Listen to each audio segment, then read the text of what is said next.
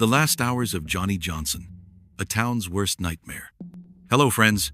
Tonight we revisit a case that shook an entire Missouri community and lingered for more than 2 decades before its haunting conclusion. It began with a summer morning in Valley Park, where a 6-year-old girl never woke up for breakfast. A trusted guest in the family's home vanished at the same time, leaving behind questions, fear, and eventually, a courtroom filled with painful truths. His name was Johnny Johnson, a man whose struggle with mental illness collided with an act so shocking it shattered generations. For 21 years, his fate was argued in courts, prisons, and even at the highest levels of appeal. But in August 2023, the state carried out its sentence, and with it came his final meal, his last words, and the end of a story that refuses to fade. Stay with me until the end, and don't forget to subscribe for more prison documentary stories. The summer of 2002 should have been like any other in Valley Park, Missouri. A quiet town where neighbors left doors unlocked, where children played outside until dusk, and where everyone seemed to know one another. But on the morning of July 26th, that peace shattered. Inside the Williamson family's modest home, 6-year-old Cassandra Casey Williamson never made it to the breakfast table. Her shoes were still by the door. Her blanket rested neatly on the couch, but Casey was gone. And so was the man who had slept in the family's living room the night before Johnny Johnson. Johnny was not a stranger. He had grown up in the area. His sister had been the childhood friend of Casey's mother, Angie. For the Williamsons, he was familiar enough to invite into their home after a neighborhood barbecue. He smiled, he seemed polite, and he was given a couch to sleep on. No one could have predicted that by sunrise, that same man would become the central figure in one of Missouri's most shocking crimes. At 7 o'clock in the morning, Casey's father, Ernie, who had separated from Angie but was still living nearby to stay close to his kids, awoke and stepped into the bathroom. When he returned, he noticed something wasn't right. Casey wasn't in her spot. He called her name, searched the rooms, and checked the yard. Her shoes and blanket were still there, but the little girl herself was gone. Panic struck. Even more unsettling, Johnny Johnson was missing too. The couch he had slept on was empty. Within 30 minutes, authorities were called. The search began, first with neighbors and family, then spreading across the town. Law enforcement and even the FBI were soon involved. Helicopters flew overhead. Search dogs combed through wooded areas, and volunteers canvassed every corner of Valley Park. Then came the eyewitness reports. Several residents claimed they saw a man carrying a small child near an abandoned glass factory just half a mile from the Williamson home. That man matched Johnny Johnson's description.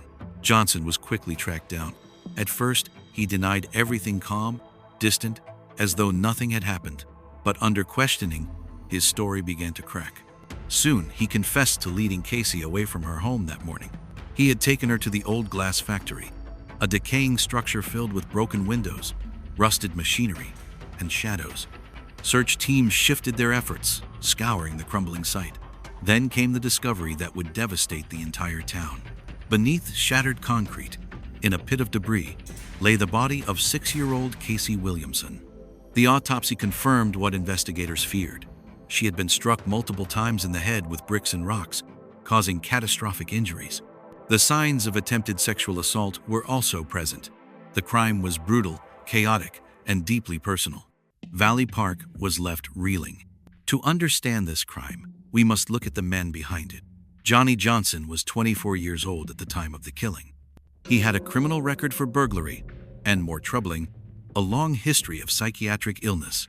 Just months earlier, he had been released from a state psychiatric hospital, where he had been treated for schizophrenia.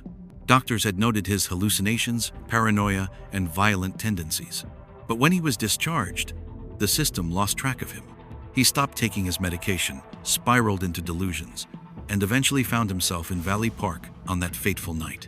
Johnson later told psychiatrists that he believed he was under the control of dark forces.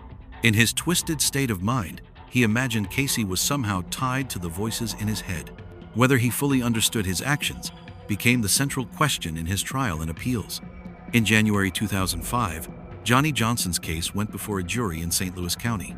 The defense admitted his role in Casey's death but argued diminished capacity.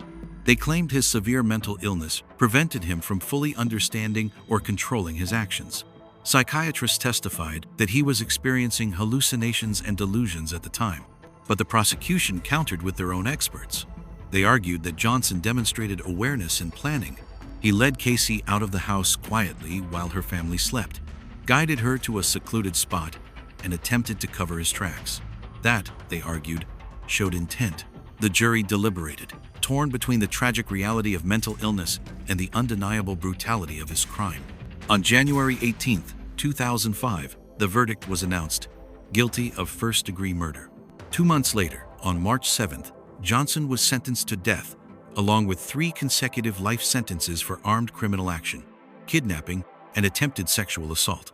After his sentencing, Johnson was transferred to Potosi Correctional Center, Missouri's death row. There, he began nearly 2 decades of appeals. His lawyers argued repeatedly that his severe mental illness made him unfit for execution. They pointed to delusions, hallucinations, and his continued belief that supernatural forces controlled his fate.